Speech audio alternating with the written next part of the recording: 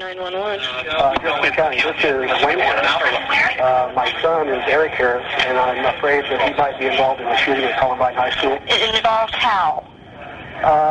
He's a member of what they're calling the Trench Coat Mafia. Okay. Have you spoke with your son today, Mr. Harris? No, I haven't. Have they picked up anybody yet, or are they still? They're still looking for suspects. Okay, so they haven't picked up anybody. No, we do know there's more than one. And your son is with who? What gang? Well, they're calling them the Trench Coat Mafia. Trench Coat Mafia. Nope. Yeah, have y'all in. Thank you guys so much. You've saved my life. You know what? He's kind of getting going. Yeah, he is. We should kill him. I think he should die. Alright, that's cool. No, I don't fucking think so. If you don't fucking leave that alone, I'm gonna head off and shove it so far up your ass because you're gonna friggin' 3 weeks. I don't care what you say. If you ever touch him again, I will freaking kill you.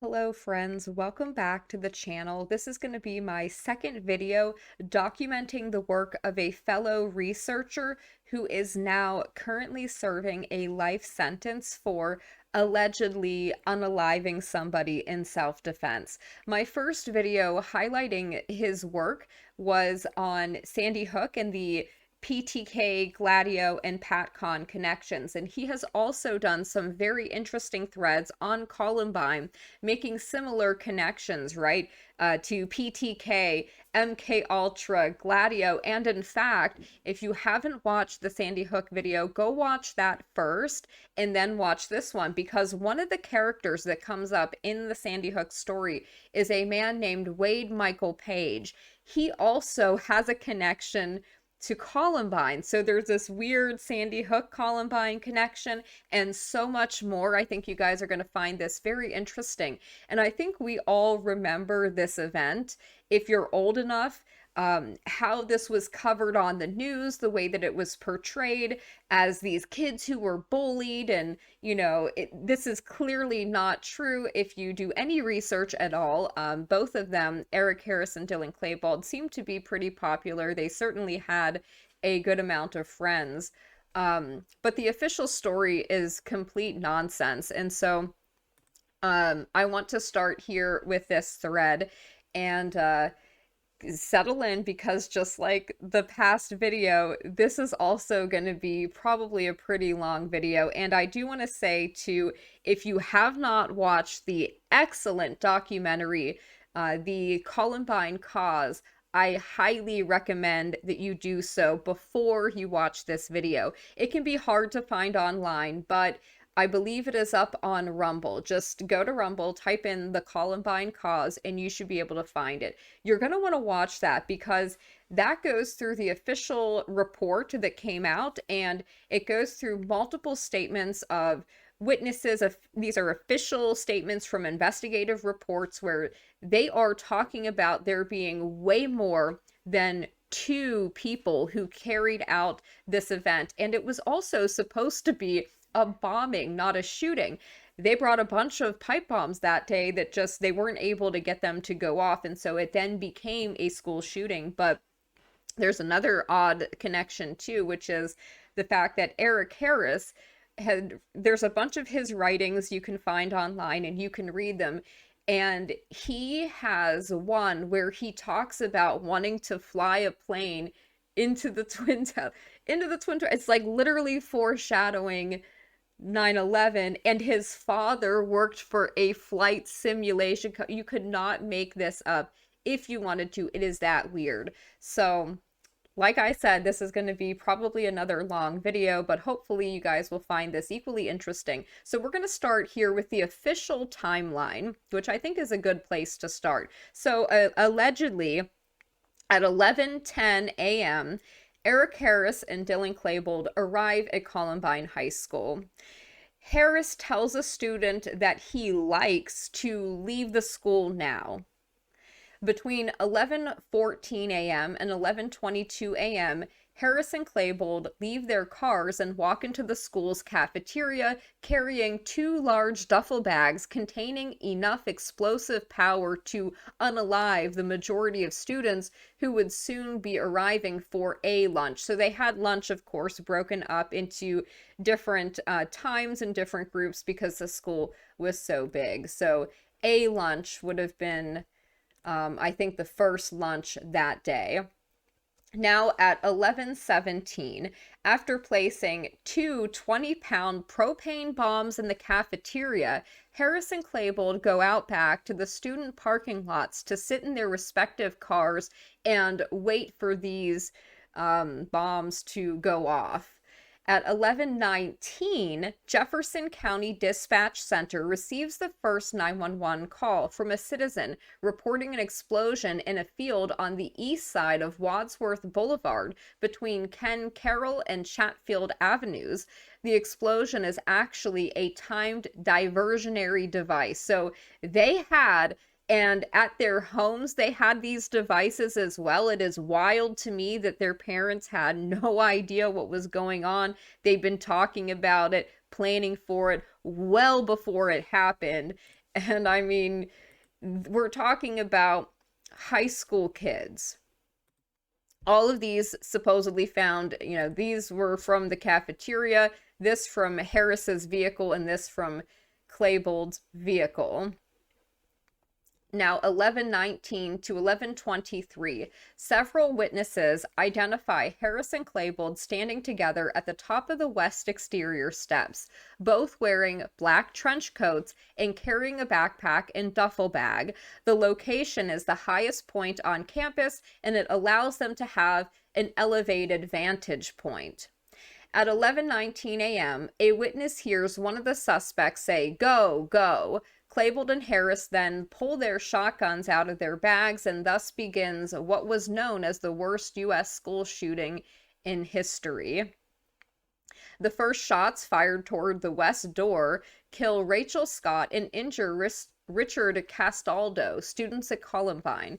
Rachel and Richard had been sitting on the grass eating their lunch outside the school's west upper entrance near the north side of the library. Students Danielle Rohrbach, Sean Graves, and Lance Kirkland have just come outside through a side door of the school cafeteria on their way to the, quote, smoker's pit at Clement Park and are hit by gunfire. All 3 fall to the ground. 5 students are shot as they begin to run from the melee. Michael Johnson suffers gunshot wounds but is able to reach cover with others. Mark Taylor suffers a debilitating gunshot wound and falls to the ground, unable to flee with the others. Klebold goes back down the stairs to the area outside the cafeteria and shoots Daniel again at close range, unaliving him instantly. He also shoots Lance again, this time at close range, but Lance survives. Klebold briefly enters the side entrance to the cafeteria and stands just inside the doorway, perhaps trying to figure out why the propane bombs did not go off. He then goes back outside and joins Harris at the top of the outside stairs. Harris shoots down the stairs, hitting Anne-Marie Hochhalter. Anne-Marie is shot multiple times as she stands to run for cover in the cafeteria. 11:22, the school custodian, after rewinding a recycled videotape, hits the record button on the VCR that records images of lunchtime activities in the school cafeteria. This is the official explanation as to why 11:14 to 11:22 is not in the tapes, why that part is missing. So part of this video is not there. At 11:24, realizing a danger, Sanders and school custodians John Curtis and Jay Galantine enter the cafeteria and direct students to get down. Students begin to hide under cafeteria tables.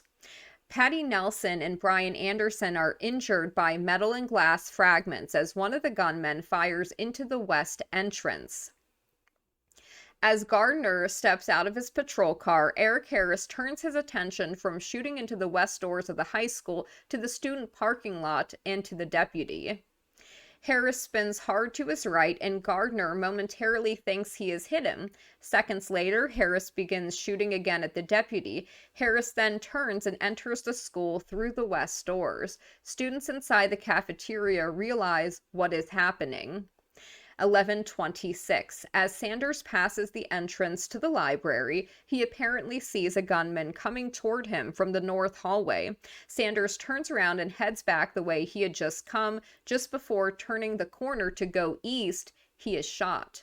At 11:27, a pipe bomb is thrown into the stairwell from the library hallway and lands in the cafeteria below. A large flash is observed on cafeteria videotape. A second pipe bomb is also thrown into the cafeteria from the upper level.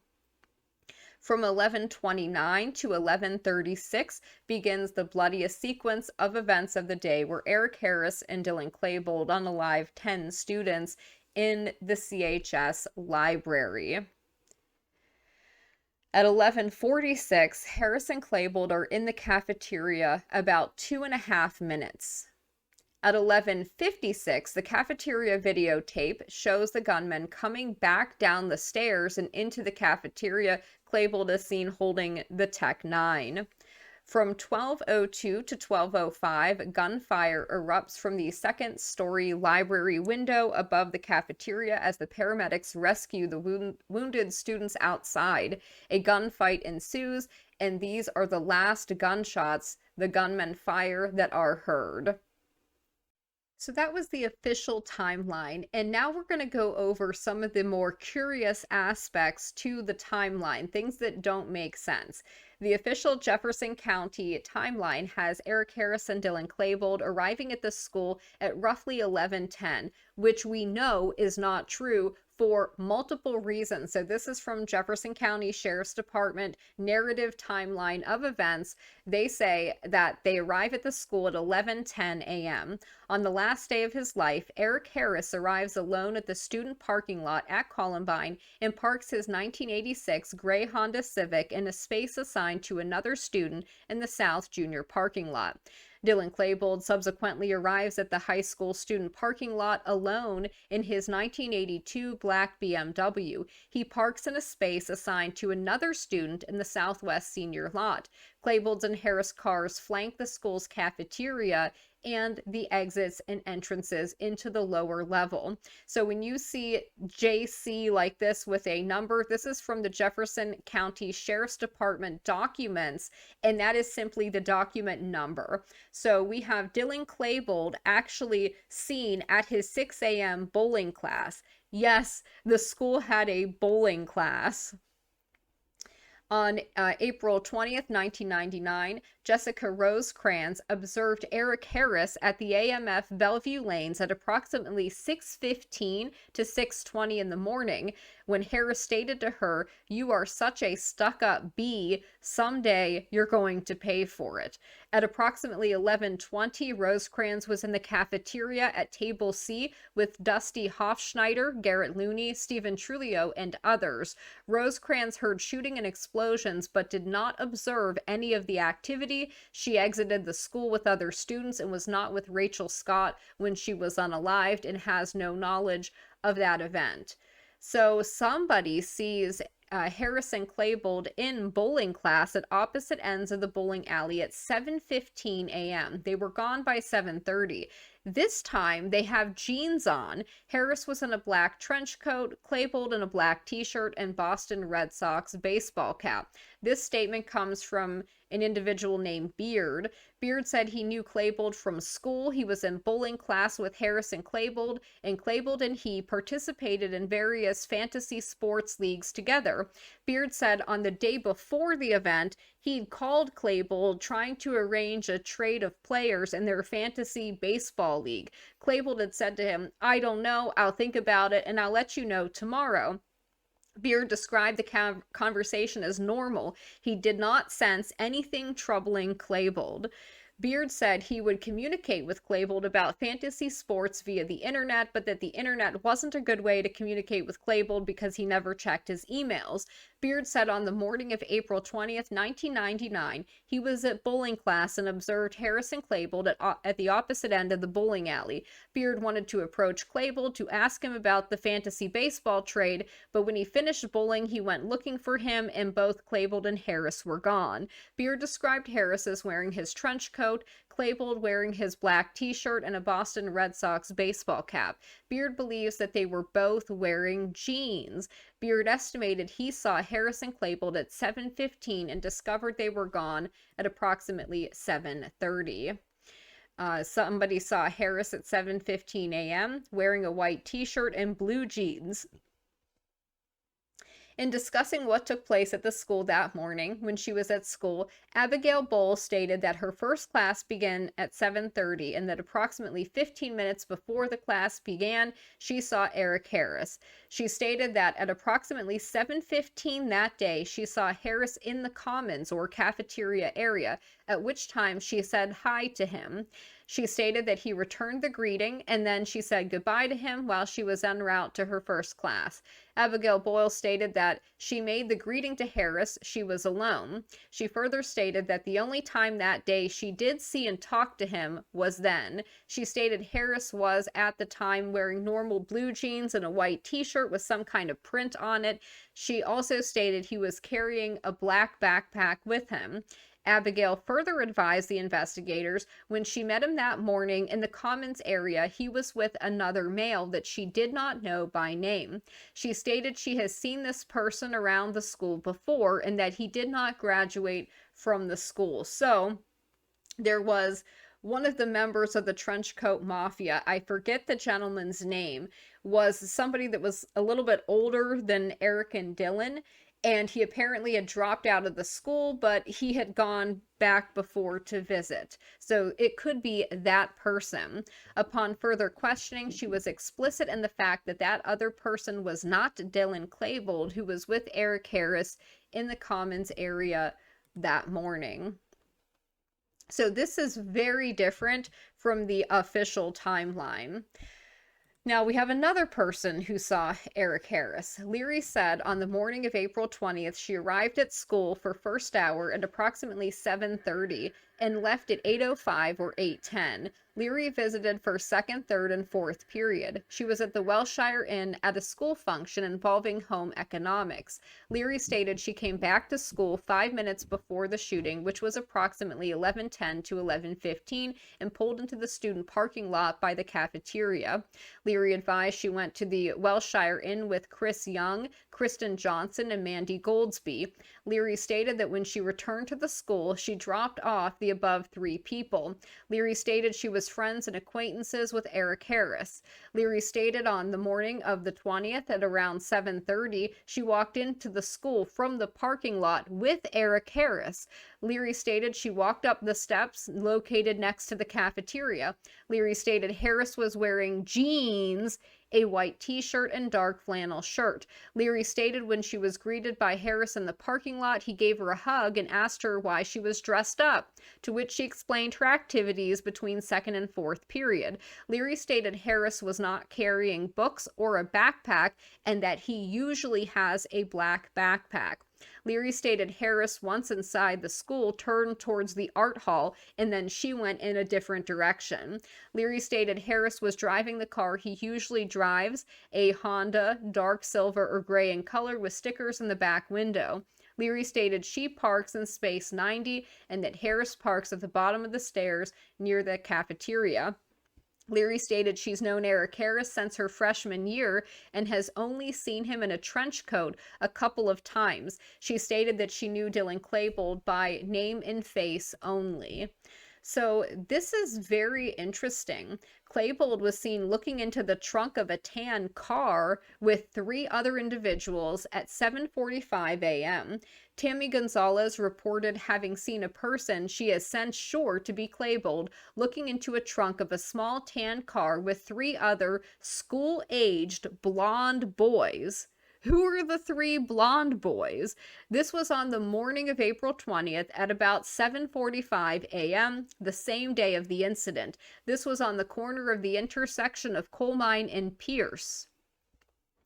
Another individual saw Harrison Claybold at the smoker's pit with Sargent. When I arrived at Nicole's home, she'd written a statement for me. In this statement and second interview, she stated that on the 20th at about 10:45 in the morning, she was going to the smoker's pit when she saw Eric and Dylan, both dressed in black, standing near a duffel bag under the gazebo, which is located northeast of the school. When they saw her, they both fired guns at her. She said she was scared and ran to the corner of Pierce and Polk, where she was picked up by two friends. She never told anyone about this because she was scared something would happen to her. She didn't even tell the two friends who picked her up or any of her family until today. The smoker's pit is important because it begins to unravel very crucial events in the timeline that cannot be true. Jennifer Small saw Eric Harris, Brooks Brown, and Rachel Scott in the smoker's pit between 11:05 to 11:10. This was Jennifer Small being interviewed a week after this event by Colorado State Patrol. I asked Miss Small to go over the events of that day. She said she'd seen Eric Harris at the smoker's pit between 11:05 and 11:10 on the morning of April 20th. She wasn't sure what he was wearing, but thought he had on a trench coat. Miss Small said she made a remark that she was having a bad day to students at the pit, and Eric said something to her like, "Not only are you having a bad day, it's Hitler's birthday." Small said she remembered the remark because Harris didn't usually speak with her. She said she thought some of the other students at the pit may have been Taryn Fleming, Brooks Brown, and Rachel Scott. 11:10 is a tight timeline for Rachel Scott to go all the way from the smoker's pit to the cafeteria and then make her way back outside to eat lunch outside with another individual. It makes a little more sense if she was perhaps buying lunch at 11:32. We know that the cafeteria footage has been edited. We never got the 8 minutes between 11:14 and 11:22. Yeah, I'd like to know what happened to that. According to RC, a good researcher, and I don't have the Arapaho documents, that individual says the Arapaho timeline for their arrival is 20 minutes later than Jefferson County Sheriff's. Interesting. There is also serious doubt that Neil Gardner got into a gunfight with Eric Harris. Yeah, this is interesting. As Gardner steps out of his patrol car, Eric Harris turns his attention from shooting into the west doors of the high school to the student parking lot and to the deputy Gardner, particularly visible in the bright yellow shirt of the community resource officer's uniform, is the target of Harris' bullets. Harris fires about 10 shots at the deputy with his rifle before his weapon jams. At that point, Gardner fires 4 shots at Harris. Harris spins hard to his right. Gardner momentarily thinks he has hit him. Seconds later, Harris begins shooting again at the deputy. Although Gardner's patrol car is not hit by bullets, 2 vehicles he's parked behind are hit by Harris gunfire. Investigators later found 2 bullet holes in each of the cars. In Neil Gardner's interview summary, he says he believed he struck Harris and that he was wearing a blue flak jacket. It turns out that there was a blue flak jacket which was found in the science hall. I do not believe Harris ever wore one. So who was wearing the blue flak jacket? Continuing on, multiple witnesses did see a man in the science hall with Dylan Claybold, military presence, buff, carrying a tan sawed-off shotgun. So perhaps this was the person that got into the gunfight with Gardner. Ms. Small said she peeked out between the tables and also looked out the window of the classroom doors. She said between 11:45 a.m. and 12 o'clock noon, she looked into the hallway and saw Dylan in the hallway with another white male. She said he looked past the other person. He could have seen her easily. Ms. Small was asked to describe Dylan. She said he was wearing a black t-shirt that had a writing on it. She did not know what it said. He had a black hat on backwards and had long curly hair. She said the person with Dylan appeared to be older, had short blonde hair like a buzz cut, and was wearing a white t-shirt, tight fit with no pockets, and was carrying a tan-colored sawed-off shotgun. She said they tried to break down the door where Mr. Sanders was, but they couldn't break the door down, so they threw a bomb and ran down the hall. Ms. Small said another student, Josh Bandamar, was also periodically looking out the window in the other door to the room. Other students in the science room was Michelle Berryman and Kyle Gumier. Ms. Small said that around 1:30 she went to get a blanket for Mr. Sanders and also the remote control for the television so they could watch TV to try to figure out what was going on in the school. She said around 1:35 p.m. the bell rang 3 times like it usually did. She heard a loud boom. The fire alarm stopped ringing and the bell continued to ring.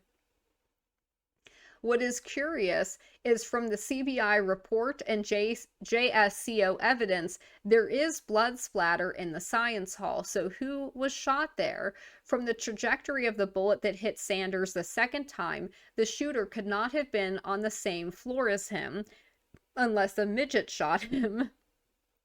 Dave Sanders, Rachel Scott, and the Smoker's Pit holds a lot of secrets that could explain a lot of things that don't quite make sense. Oddly enough, Randy and Brooks Brown make it a point that Brooks never went to the Smoker's Pit since he was such a contrarian. Never mind, they have different stories about where Randy picked Brooks up at, and that he called him BTW before 911. And Brooks Brown, of course, was a member of the Trenchcoat Mafia.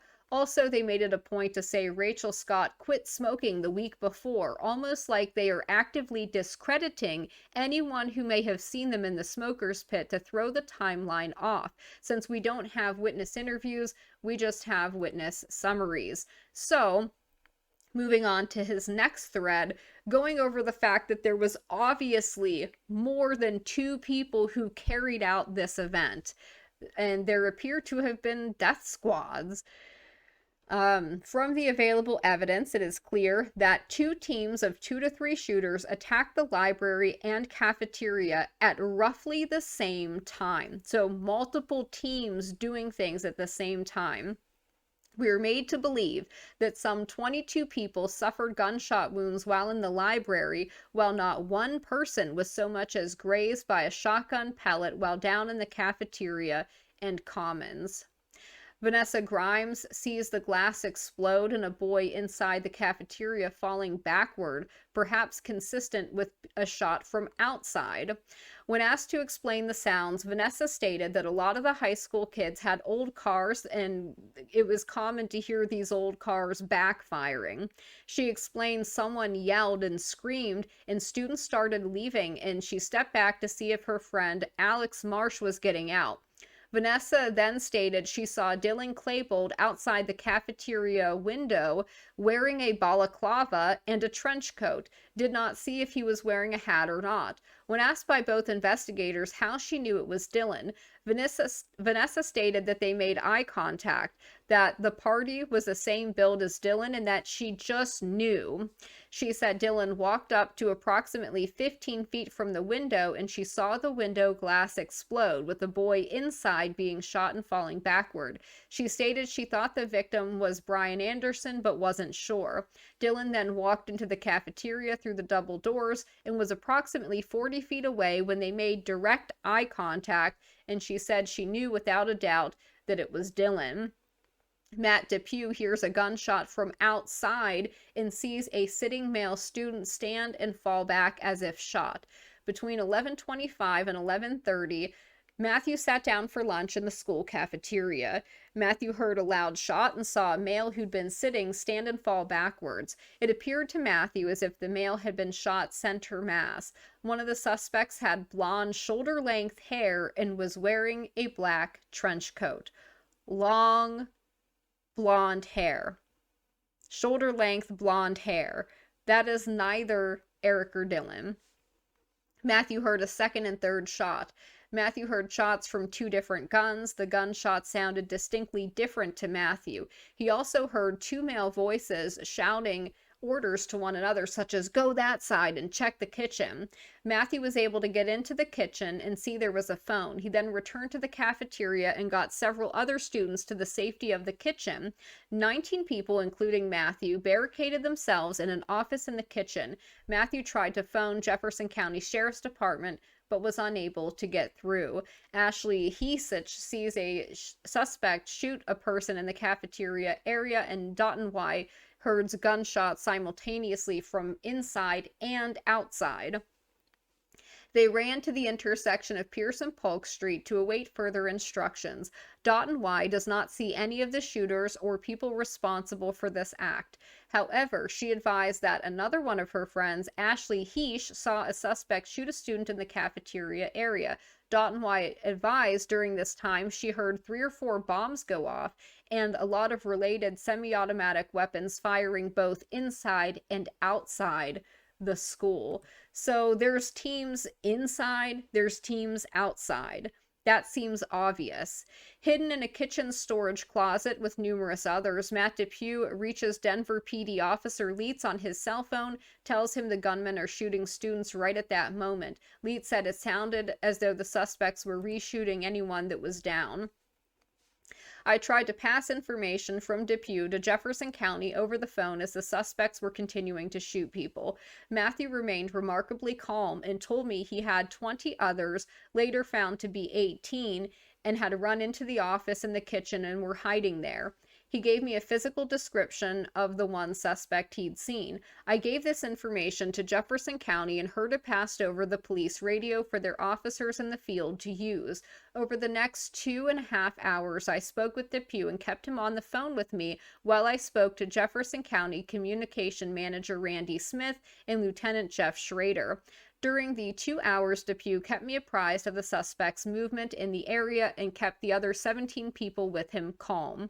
Several times the suspects came to the door and tried to shoot these people, and I could hear the suspects pounding and shooting at the door, unsure if anyone was inside. I had Depew talk to everyone constantly in a soft voice to keep them quiet and calm. I had Depew describe the office he was in so I could direct some sort of barricade to be placed against the door. He described an office with 1 desk, with a computer on it, and 3 chairs. At first, about 6 people were holding the door closed with their feet and said the office was filled with people, so there wasn't a lot of room to move around. I asked Depew to try and have a chair placed against the doorknob since it could not be locked. He told me the group did find sacks on the floor to put against the door. I was told about 200 pounds of items were put against the door. I coordinated with Jefferson County to make sure people gaining entry to the room where these victims were hiding were the police. Suspects attempted entry numerous times and shots were fired in the area and possibly into this room. At one point, I could hear the suspects shooting in volleys of 4 with what Depew described as a gunshot. It sounded as though the suspects were walking around the cafeteria, reshooting anyone down to ensure that they were unalived. The group of rapid shots were as though all 4 series of shots were directed at one target. The suspects were so close to Depew and his group, I could hear them reloading and racking their weapon over the phone. Depew was very quietly describing to me the suspects were shooting anything that moved or made noise. At that point, Depew was certain he was going to die, and he asked me to tell his father that he loved him. How tragic and sad. I constantly had Depew maintain control and told him if the gunman came into the room, everyone should remain quiet and not talk. I told him to hold the phone up and ask the gunman to speak to me if they came inside. I also directed him to plan an attack if necessary, to have several students try to hit the gunman with chairs if it was apparent he was going to shoot. Depew volunteered to be the person to try to get the shotgun if it did indeed come to that. Justin Cozart sees the shooters. Quote, "They fired numerous shots toward the west end of the cafeteria. I saw them look under tables and fire several shots. This mimics very closely the behavior of the library shooters." Elizabeth Nolan sees a student get shot while coming up the stairwell, and a teacher told her he would go back and get him. I explained to Elizabeth why we were there and gave her a sketch of the cafeteria and asked her to circle the table that she was sitting at during the shooting. Elizabeth circled the table marked EE and put an X on the chair where she was sitting. I asked Elizabeth if she was sitting by herself. She said no. She gave me 13 names of students with which she was sitting. I asked Elizabeth if she could tell me what happened that day. Elizabeth told me she was inside the cafeteria at approximately 11:20 a.m. when she heard a teacher tell everyone to get down under the tables. Elizabeth said she then heard what she described as popping noises and a teacher yelling at them to crawl out of the cafeteria. Elizabeth said when she got to the stairway, which leads upstairs, she heard approximately 6 to 8 more shots and believed that approximately 20 to 30 feet behind her, a student was shot going up the stairs.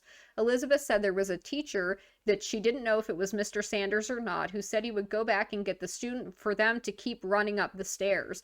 Elizabeth said she went to the auditorium, but the door was locked. They had to get a teacher to unlock the door. Elizabeth said she then hid by the lighting area in the auditorium.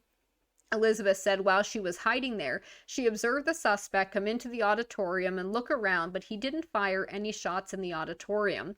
Elizabeth said she then ran to the stairs and hid behind some lockers with some other students. Elizabeth said while hiding behind the locker, someone pulled the fire alarm. Elizabeth said once the alarm was pulled, she and other students ran through the band hall, and while running through the band hall, she observed a tall, skinny guy running behind them approximately 100 feet. Elizabeth said while running with this person behind them, she heard a boom.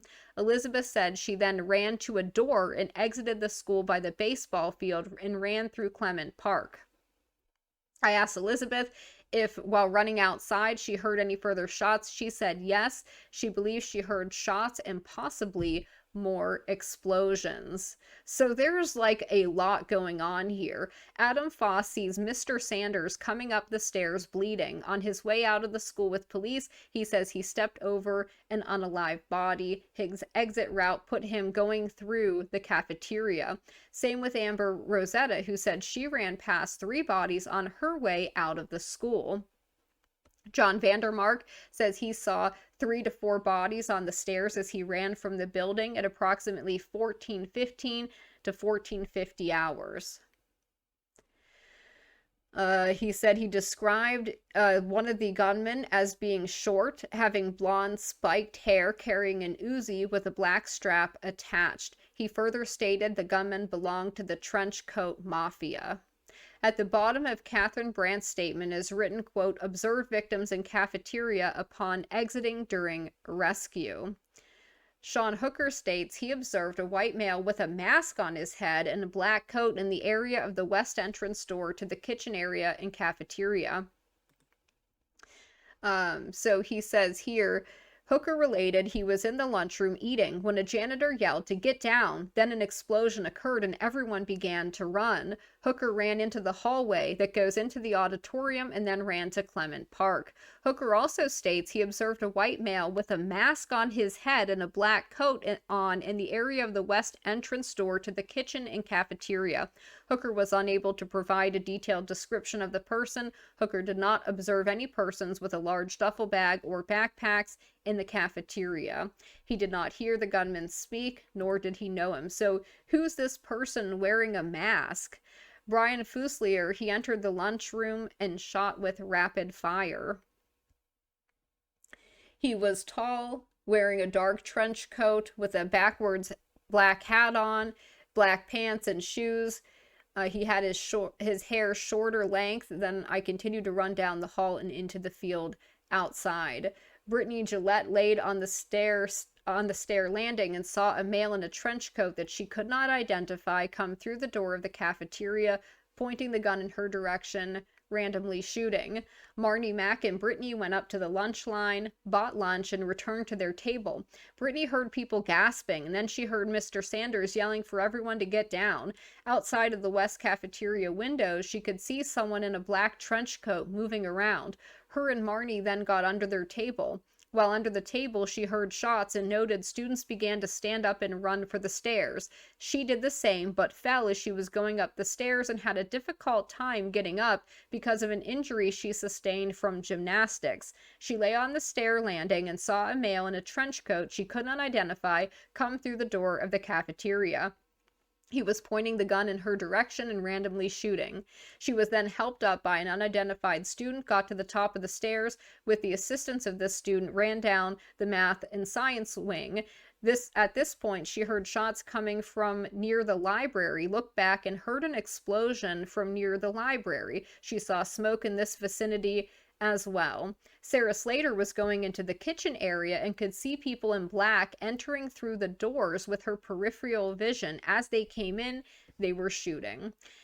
She took off her shoes, grabbed her purse, and ran towards the kitchen. As she was going to the kitchen area, she could see people in black entering through the doors with her peripheral vision. As they came in, they were shooting. Sarah and several others, she thinks 18 in total, to include 2 female cafeteria workers, crowded into a small pantry room.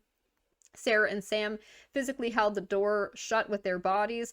At this time, they could hear shooting and big bangs. She couldn't hear footsteps in the kitchen, and people were knocking at the door trying to get in. No one in the pantry room would say anything to those attempting to gain entry. The official narrative has Klebold briefly entering the cafeteria. At this time, however, no one is reacting to him, and there's no mass exodus from the cafeteria yet. What happened to all the bodies? Vander Au began crawling on his stomach towards the stairs on the opposite side of the cafeteria. He got behind a pillar when he heard 3 gunshots that sounded like a muffled .38 special. Vander Au saw a glimpse of a gunman come through the door that Mr. Sanders used to enter the cafeteria. Based on the gunman's clothing and a quick glimpse of his face, Vander Au believes this was Dylan Klebold. Vander Au had seen Klebold walking around the school dressed in a trench coat. Vander Au knew Klebold was in a group of students that went to prom together. His friend Jessica Hughes was part of their group. From the trajectory of the bullet, Dave Sanders was likely shot from someone in the cafeteria who were the enemy and the other team. Very odd indeed. Now, getting to the program To Columbine part of this. In honor of Dave McGowan and his interest not only in serial killings but spree killings, I thought of going through the events of Columbine, working with the PTK thesis. So if you haven't read his book, Program to Kill, you can order it online. I highly recommend you do so. The central thesis will be SRA and targeted victims at Columbine reveal not senseless acts of violence, but a much larger apparatus at work. This is just excerpts from PTK. If you don't want to listen to me, you can head over to Dave's site and see what he thinks about this. His thoughts are way better than mine. He covers this event in newsletters 3 and 8 in a piece titled Anatomy of a School Shooting. So he writes here, what really did happen there that day? One thing we now know for certain is that the 2 alleged gunmen, Harris and Klebold, did not commit self-deleting that day, as the official story generally has held. We also know the alternative scenario of a unaliving/self-deleting committed by Harris, put forth by some law enforcement personnel and by the Enquirer, is equally far-fetched. Yeah, I mean, just look at the crime scene photos. Based on the photos and the Enquirer's investigators surmise Klebold could not have self-deleted. The positioning of his body and the positioning of the shotgun relative to the body well beyond his reach suggests that his unaliving was not a self-deleting, but rather a homicide. The remarkable conclusion drawn by the tabloid investigators, whose clear intent was to advance a scenario that involved only the 2 alleged gunmen, was that Harris had unalived Klebold before self-deleting with his own shotgun. That is, it must be stated, a rather extraordinary interpretation of the photographic evidence. The assertion that Harris unalived himself is clearly contradicted by the fact that the gun he purportedly used is under his leg. It is clear from the natural positioning of his legs and the blood that can be seen dripping down on the books behind him that Harris was unalived while sitting upright, after which he slumped over to his left. How then could the gun have possibly gotten lodged under his leg? Like, it's not making sense.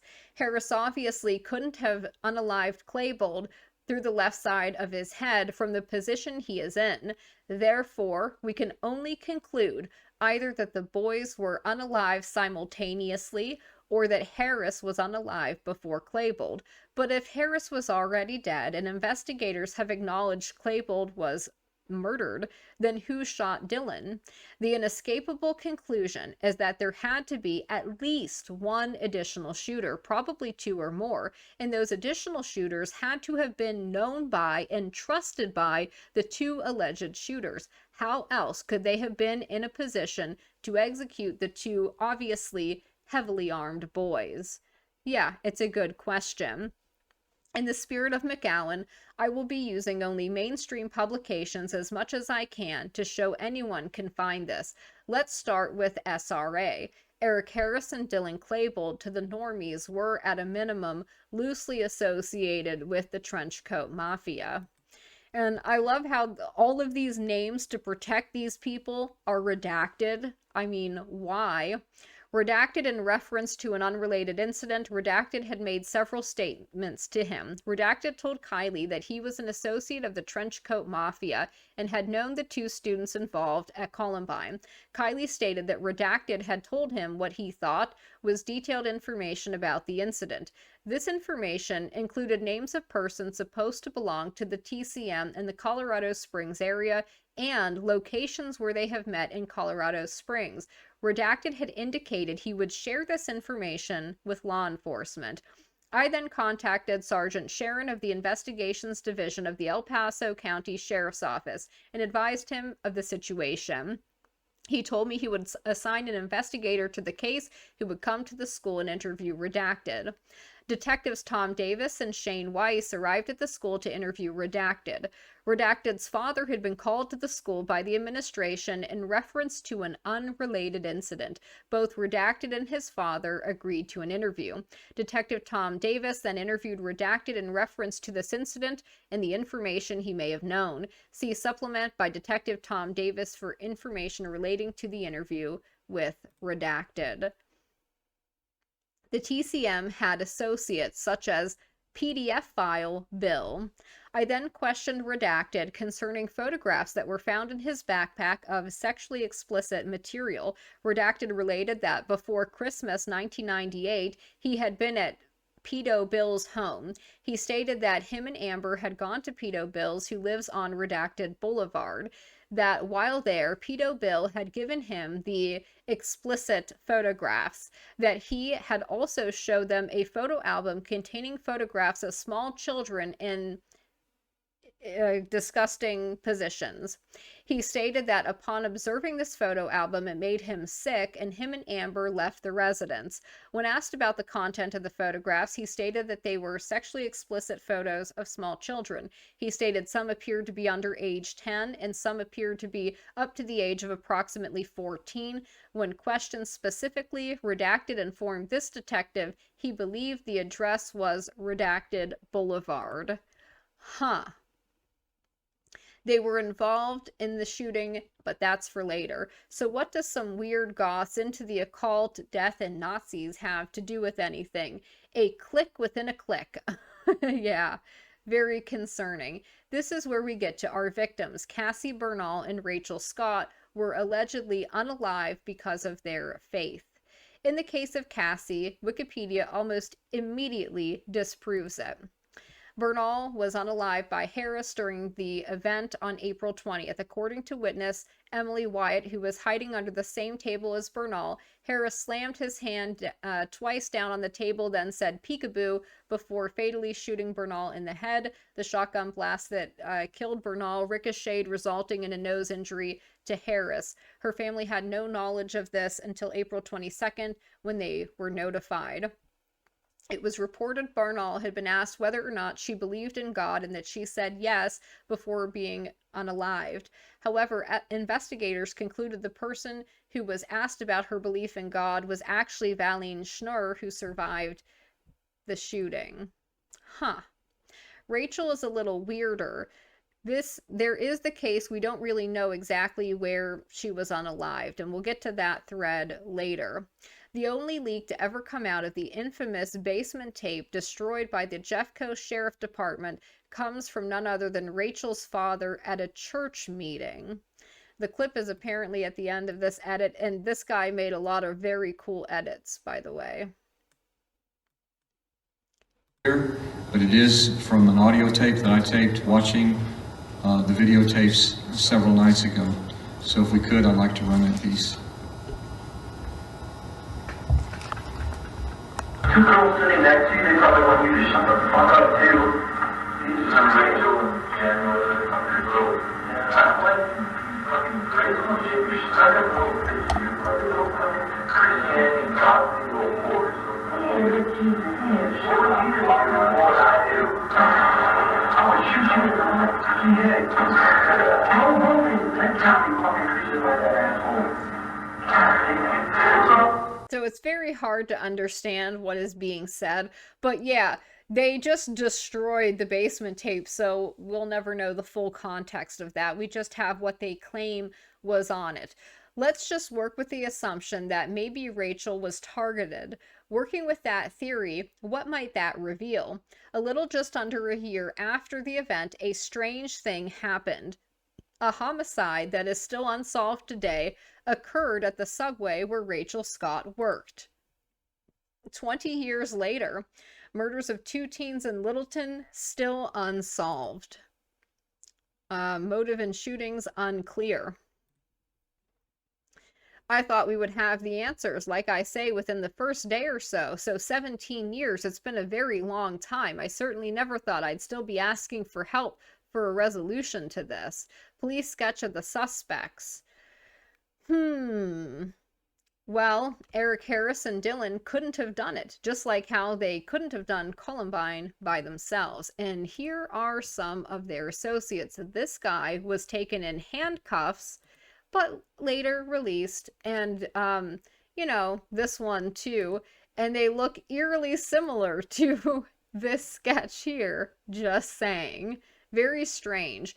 Or, as McGowan hilariously points out, then there is the issue with the bombs strategically placed throughout the school prior to the event. Some of those involved in the investigation of the case were openly skeptical of the notion that the 2 boys could have transported and placed all of the explosive devices that were found. One report noted that the 20-pound bomb found inside the school kitchen suggests 2 teenage suspects were aided by others in their plot to blow up the school, police said.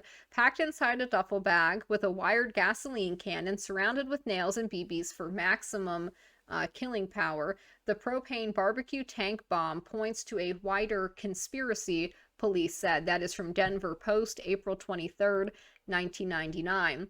Ultimately recovered, according to the final report, were 95 homemade devices, including 2 bombs fashioned from propane cylinders. Picture, if you will, 2 teenagers strolling unnoticed into a high school, each carrying 2 firearms, a propane tank bomb, and some 50 other explosive devices, as well as an abundant supply of ammunition.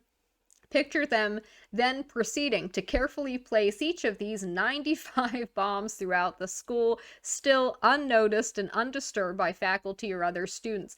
Nothing unusual about that, just an average day at an American high school. Yet the possibility is clearly there that there may have been more people involved. Many of the witnesses, at any rate, clearly think so.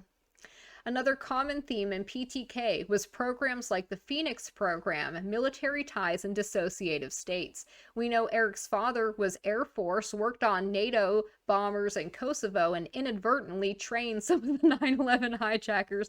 Like, you could not make this up even if you wanted to. And remember that a NATO vehicle was at the scene within 2 minutes of the event. Within 2 minutes. Plattsburgh recalls a typical kid. So these are the articles here that get into the background of the father. Former friends in upstate New York can hardly recognize the boy described on television. The Eric Harris they remember was well liked, played right field in Little League, and had friends of all colors. My mouth just dropped, said Ross, now a senior at Plattsburgh. He was a typical kid. He didn't seem anything like what is portrayed about him on TV. The paper reported Harris lived on the U.S. Air Force Base in Plattsburgh for most of 1993 to 1996. Harris's father, Major Wayne Harris, was a pilot at the Air Force Base in northeastern New York near the Canadian border. 15 people were unalive during Tuesday's bloodbath, where they roamed the halls, blah, blah, blah. In 1993, at age 12, Harris played on Plattsburgh Little League Sun Foods team. It was a close group. The team members except Harris still live there, and they're still friends. Like other dads, Lapierre said Harris's father encouraged the team and helped out during games. Everybody got along. Nobody picked on anybody else. So this is the background of the father.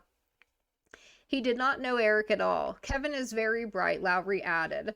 So is Eric, and by all accounts, so is their father. Harris had the brains and leadership ability that the Air Force put to use in some of its most important programs, including development of the B-1B bomber and its newest electronic warfare aircraft now in use over Kosovo. Harris was more of a technical expert in the officer corps than one of its swaggering fighter pilots, but when the Air Force was looking to develop new planes, it called on him. Is it real, or is it flight safety sim?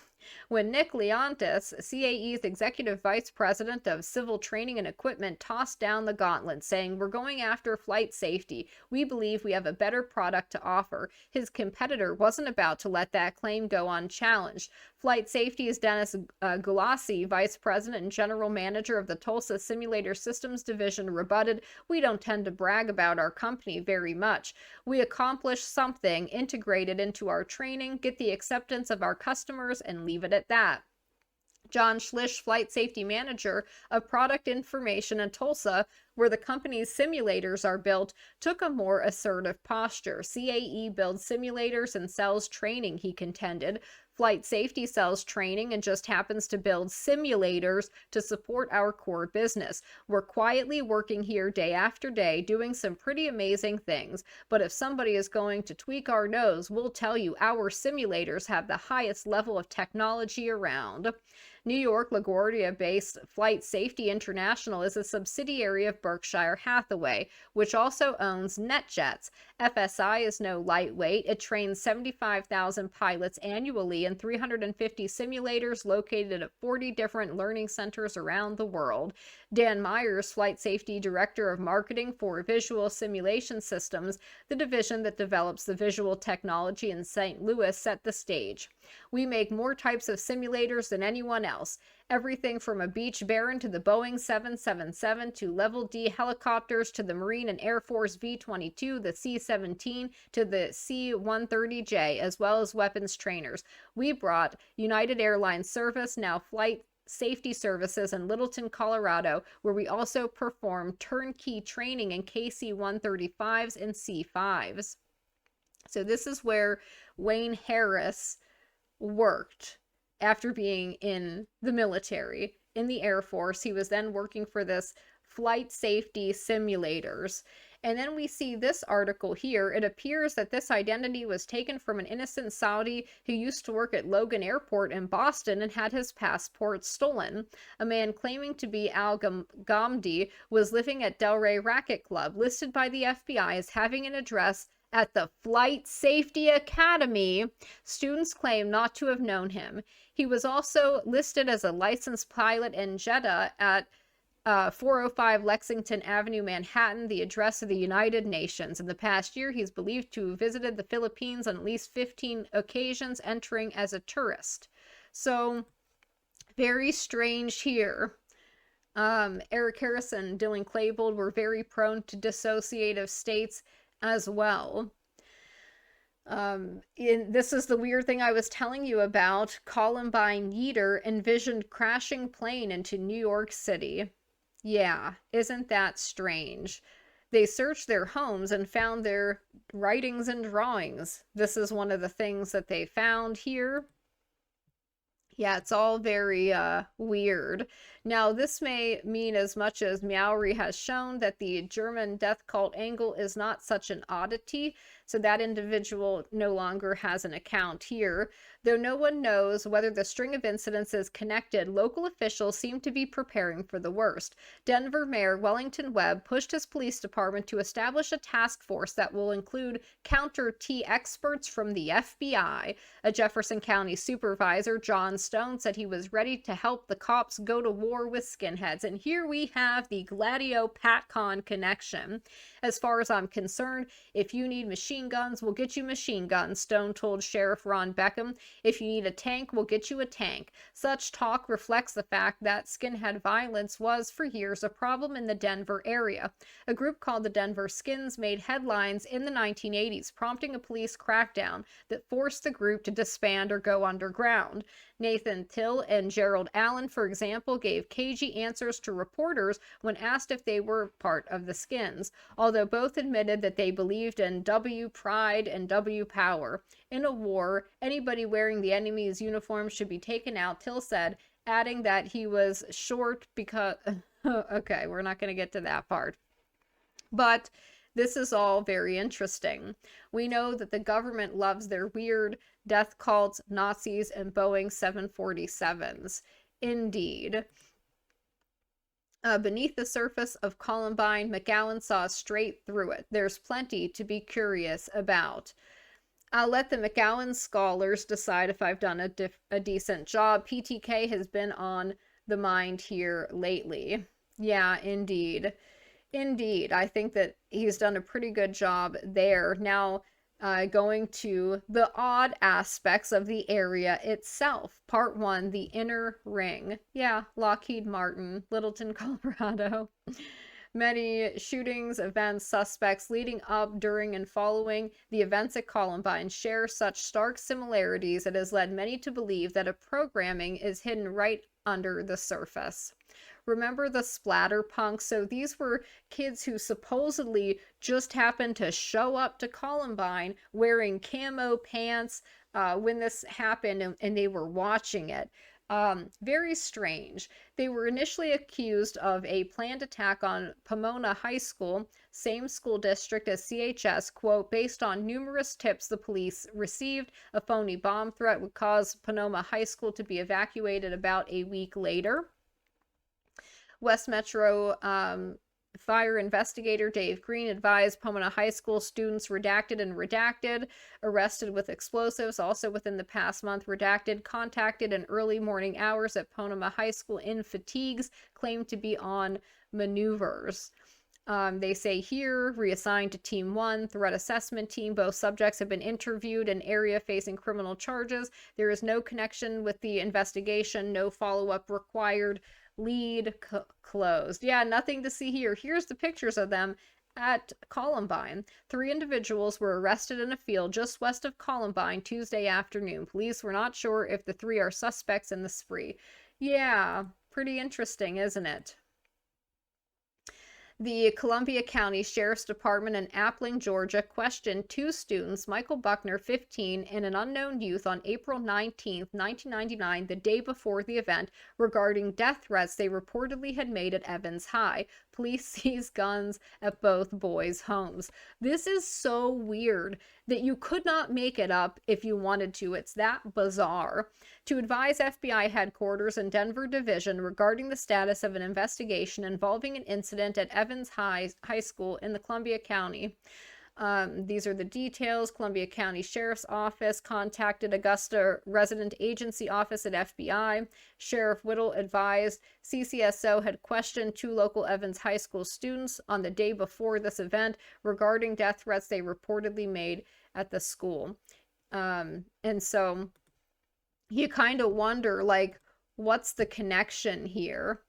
I'm sure it isn't worth mentioning that Michael Buckner 6 months ago was sentenced to 15 years for creating and possessing images depicting the SA of a child. My goodness. Yes, I'm one of the trench coat robbers, so you idiots, and if you don't give up 10 million, we're going to unalive everyone in the school. You have my warning. Stein Elementary Security Office says it is believed to be young children, so we've got another threat here made to another school. Very bizarre. Shermita West advised she received a message on her work voicemail on Tuesday, the day before the event. The message stated, "Yes, I'm one of the trench coat robbers, so you idiots, and if you don't give up 10 million, we're going to unalive everyone in the school. You have my warning." The message was saved on Miss West's voicemail. Very strange. 11:30 a.m. on the day of Columbine. Bomb found at Highlands Ranch High School neighboring Douglas County. The sheriff's office also made 2 arrests in connection with a hoax on April 20th at Highlands Park Ranch School. What the heck is going on here? This is just, it gets weirder and weirder. Regarding to duty, 7:30 hours found E17 out on a call assisting Douglas County Sheriff's Department with a bomb that was found at Highlands Ranch High School. Training and calls the rest of the morning, heard initial dispatching of incident at Columbine, and turned on radio monitoring. Manager of a 7-Eleven near Kennedy High School sees 3 males, including one wearing a trench coat, tall, slender, long blonde hair, shoulder length, enter her store at 1:55 p.m. on April 20th, acting strange and nervous. They deny any knowledge of what's going on at the school. Manager of a 7-Eleven at South Wadsworth in Yukon has a video of trench coat mafias from Kennedy High wearing trench coats on the day of Columbine. Other kids say there will be an incident at Kennedy High on the next day, April 21st. Unreal. Kennedy High School student Aaron Ratiff's journal entry dated February 22nd titled 56 Days to Classified Information. 56 days after February 22nd is, of course, April 20th, 1999. He said it referred to smoking pot. Right. Sure thing. An FBI 1619, a 16-year-old male arrested Thursday, 2 days after Columbine, for making bomb threats to Douglas County High School on the 21st, Castle Rock, Colorado. According to county officials, they claim to be members of the Trench Coat Mafia. Student found with a pipe bomb at Dakota Ridge High School. Same student arrested a couple weeks later. From the final report, findings of the threats team, we read, immediately after the shooting on April 20, the command post received numerous reports of additional attacks that were to occur at other schools in the metro area, as well as schools outside the state. Based upon the sheer number of these incidents happening on or very near to April 20th, some might say there is a probable connection and that what was being planned was far more horrific than what actually ended up happening. And it just gets weirder and weirder. 26 years ago, hell came to Littleton, Colorado. This is another one of his threads. So he's basically here listing the other threads that he's done, which we've gone over. The programmed one, Lockheed Martin. This is some of the clips here from the event. Nora Bordeaux, Adam Pasty, and Kyle Ross spent several days on a whale-watching field trip with Harris where they took this picture of him. They use words like loving and friendly to describe Harris. No trace of violence. No hint of anger. This is sad. Very, very sad. These are some of his edits, by the way, which were fantastic. He had really good edits, so I highly recommend. I'll include the links to this again in the video description. Now we move on to Rachel Scott and the bizarreness of that. There are many different versions of where Rachel Scott was found and discovered. The official version is that Scott and Castaldo were shot sitting down between the west double doors and north emergency exit doors of the library. She observed that as she and Roberts exited the upper level west entrance door, she observed both Rachel Scott and a male sitting right outside the door eating lunch. She advised Rachel and the male were seated approximately 5 feet apart. He then saw this male shoot 2 females that were sitting against the wall outside the west doors by the west exit doors to the library. The girls immediately slumped over. He thought 2 suspects were only about 10 feet away from where the girls were shot. This individual observed one person shooting 2 people who were sitting outside against the library wall near the north library door and the school west door. He said he walked over to the edge of the roof on the north side of the library entrance and looked over to the ground below. He described seeing 2 students wearing backpacks laying on the ground near the library entrance. At the top of the staircase, they went up outside the stairs past 2 guys that were dead. This person says both the dead students at the top of the stairs were female, 1 blonde, 1 brunette. A piece of scalp was found outside by the library door, which seriously brings into question the position of the gunman. There was a dead girl at the top of the staircase. She had a ponytail, still had her backpack on. Comment: if Rachel was sitting down having lunch, would she still have her backpack on? This is more evidence that Rachel was shot while standing or walking. At about 11:20, I heard people screaming and gunshots, about 3 shots. I stood up and looked out the windows. I saw a girl outside on the hill near the stairway. She was bleeding from her pant leg. A guy grabbed her and was trying to pull her away from the stairway. They've ID'd Klebold as shooting a girl with a shotgun. He was leaning over outside Northwest Cafeteria exit. It was supposedly Rachel Scott. He told me this female stood up and jokingly commented to Eric and Dylan, do you guys want to fight? You want a piece of me? At this point, Adam sees Dylan raise some type of rifle, points it at the female who was standing south of them, and fire 1 round. Tyndall said she noticed another person standing on the hill. This person was shooting at people in the parking lot and had very long black guns. She saw the shooter hit a girl in the leg. Looking out the cafeteria window, he sees a white female lying on the ground face up. Dylan went over to her and shot her point blank. Nobody in the cafeteria could have seen Rachel near the library where the police put her. In an April 23 interview, Mom says Jessica was standing near Rachel when Rachel was shot, possibly in the cafeteria. Jessica herself left town on the 23rd. Later, cops make it damn clear to her she was not standing near Rachel. Shot in the cafeteria? Ridiculous, right? Maybe not. He says he's at the top of the stairs being shot by a gunman. At the bottom, he didn't notice Scott and Castaldo just yards from him when he was at the top of the stairs.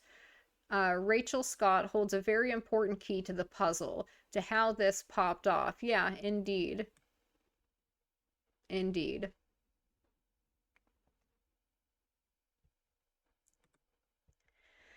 In a news interview immediately after the event, Columbine student Dave Smith says there were 4 gunmen. I wasn't really thinking nothing until whenever we first heard it and we all got down on the ground. And then once the bomb stopped, we just laughed and told jokes. We knew we were going to be all right. You did. Did you know where the gunman was at that time? There's 4 of them just running around the school. We didn't know where they're at. There was 4 of them just running around the school. We didn't know where they were at. 4 of them. And this is not the only person who says that. Who remembers Wade Michael Page, the chinless Army Psychological Operations Officer and NN metal musician who unalived 6 Sikhs in a mass shooting in 2012 after popping up on the FBI's radar. Yeah, this, of course, is tied to Sandy Hook, which we covered in the prior video, but he's from Littleton, Colorado. You could not make it up if you wanted to. Wade Michael Page, the 40-year-old man unalived by police at the scene of Sunday's rampage at the Sikh temple near Milwaukee, who authorities say gunned down 6 people and wounded 3 others, was referred to in a report the FBI received about 6 years ago, NPR's Dina Temple-Ralston says. Dina said earlier on Morning Edition and on the NPR newscast that Page had, quote, popped up on the FBI's radar. Isn't that interesting? She now adds some details. Page was mentioned in a report about someone else, but sources with knowledge of the investigation tell her the FBI never opened a formal investigation because Page didn't appear to be a threat. Sure thing. Page may have thought he found direction in the Army, but it appears that by then he was already pointed down the road that would lead to what happened at Oak Creek. He served approximately from 92 to 98 and was assigned to psychological operations, the specialists who analyze, develop, and distribute intelligence used for information and psychological effect. This is very exclusive, said John Liebert, a psychiatrist who performs fitness exams for the military, is an expert on suicidal mass murderers. It's like going from the lobby to the 20th floor. Yeah, how did that happen? Isn't that strange? Also weird. He was a Littleton, Colorado, Lockheed Martin Company town native and was in the area within a week of the Columbine event. The Trenchcoat Mafia, which seems to have been the nucleus for the Columbine conspiracy, was overtly NN. Yes, indeed. Yes, indeed. Isn't that fascinating? So more Gladio, PATCON, PTK stuff. Littleton, Colorado, of which Columbine seems to be largely an adjunct, definitely was a Lockheed Martin Company town. 10,000 employees at the Lockheed Martin facility there in a city whose population was just about 40,000 at the time. I don't think Klebold or Harris's families worked for Lockheed, though many parents of other Columbine students did. Harris' father, Wayne, did work for Flight Safety Services Corporation, a flight simulator company owned by a Berkshire Hathaway subsidiary, as we already covered. This is another thing. This is a book called Final Exam. If you fail, you'll just die. And look what they have on here. Columbine High School on the cover of this, and the book is from 1990. Thinking about a 1990 school horror book that incidentally used Columbine as the cover. Weird, huh? Trenchcoat Mafia, a national organization. If not, why has this part of the interview been nearly completely excised from police documents? When asked who devised the label of Trenchcoat Mafia, Robin Anderson replied that initially she believed Chris Morris attended a meeting some time ago to represent the TCM for their induction into this national organization. What?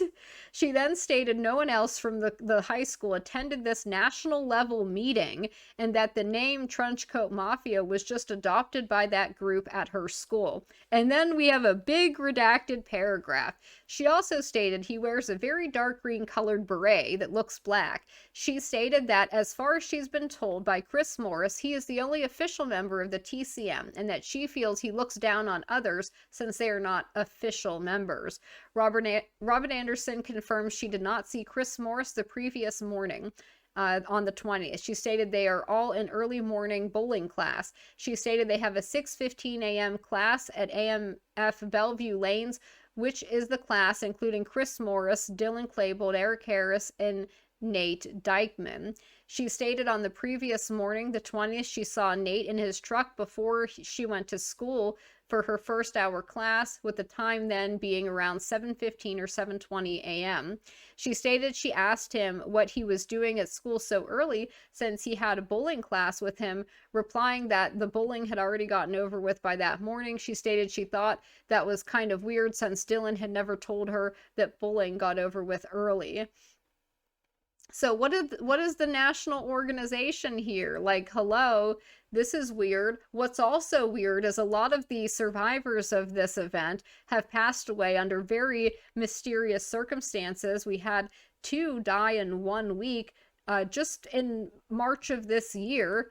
And finally, Columbine shooter Eric Harris's father is Air Force Major Wayne Harris. He was stationed at Plattsburgh Air Force Base, a former U.S. Air Force Strategic Air Command base, worked for Boeing, retired in Littleton, Colorado, training pilots in flight safety in 1993.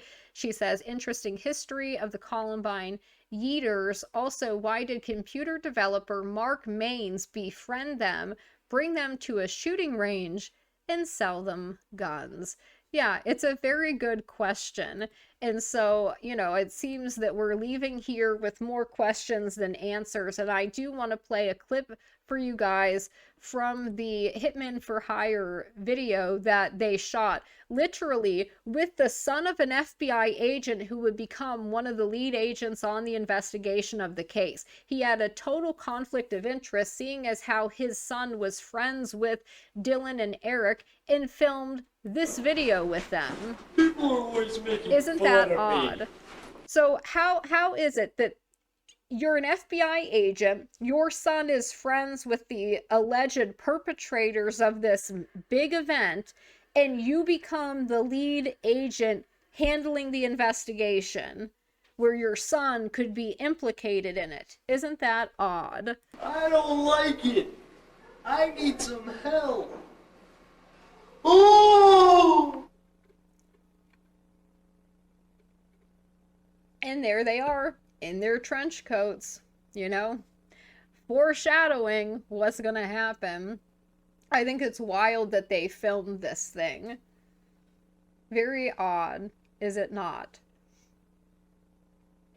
It's kind of creepy to be, like, watching this now.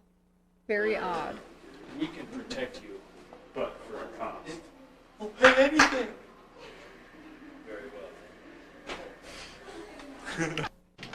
No, you damn little do not! No, you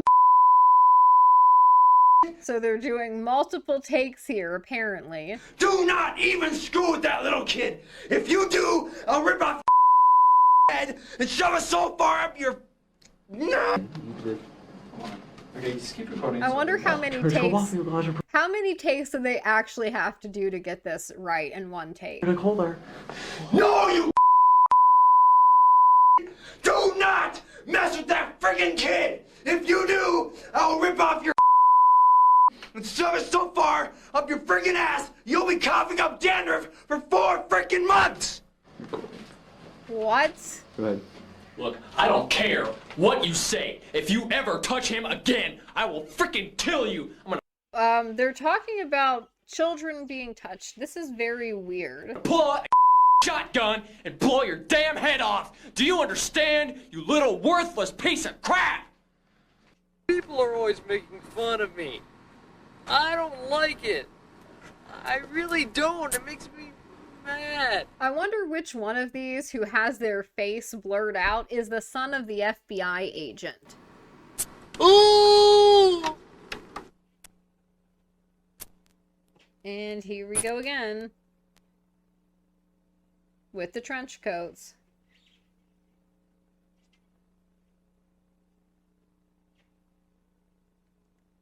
We're just walking. Look at the height difference, by the way. That's actually kind of funny. Protect you for a cost. I'll pay anything. Alright. It's $20 a day in school. You know we can't have weapons on school grounds. That's fine. I'll get him off the property. Alright. We'll protect you on school then. Take away any bullies that are picking on you, whatever. And off school grounds, we can relocate this person. That'd be $1,000. Thank you so much. Very bizarre.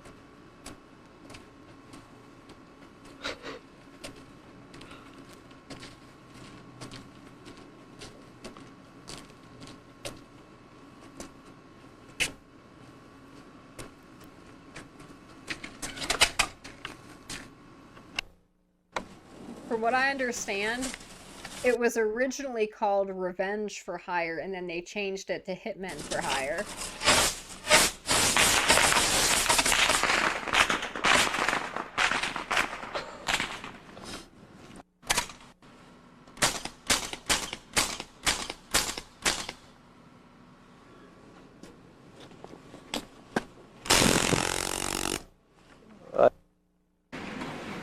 So, you want this guy taken care of? Yeah, I want him part of my life. Alright, that's cool. When we're in school, we can protect you pretty much any any time. You know, we can't have any weapons on school grounds, get suspended, expelled, you know, all that stuff. But off school grounds, we can use our computers, get his address, kind of find out his schedule a little bit, and take care of him sometime. Any time in particular you want this guy taken care of? As soon as possible. Okay. And any weapon you want this guy to be a particular weapon you want us to use? I want to see him blown up. Blown up. Huh. Well, I don't know about Interesting. that. That's often pretty messy. And you get guts all over the place, and then sometimes you have to clean it up because janitors get mad. I think we'll just use my AEB-10 machine pistol on them, probably. Maybe the rocket launcher. If it does the job. Yeah, it'll do the job. So you want this person to be located? Please, gotta get him away. Alright, it's ranging about $1,000 to $10,000 for that. So towards the end of this video, it ends with well, I'll let you see it. 3 weeks! I'm gonna kick your ass, you little pile of shit. Screw you up, Ucker. Here we've got this one wearing the beret that we heard about earlier in the report. You wanna some stuff with me? I'm gonna you up.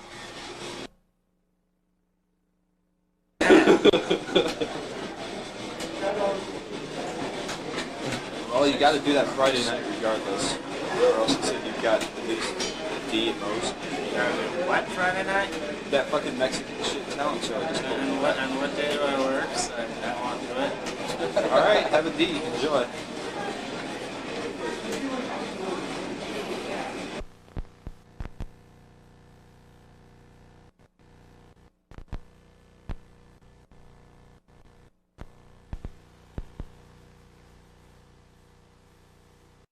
Very bizarre stuff. So this is just scratching the surface of just starting to peel back some of the layers surrounding this event, but it should be obvious to you guys that the official story is not what actually happened here, and that something very bizarre was being done. These guys were obviously programmed. You can tell by reading their writings there was something very wrong happening.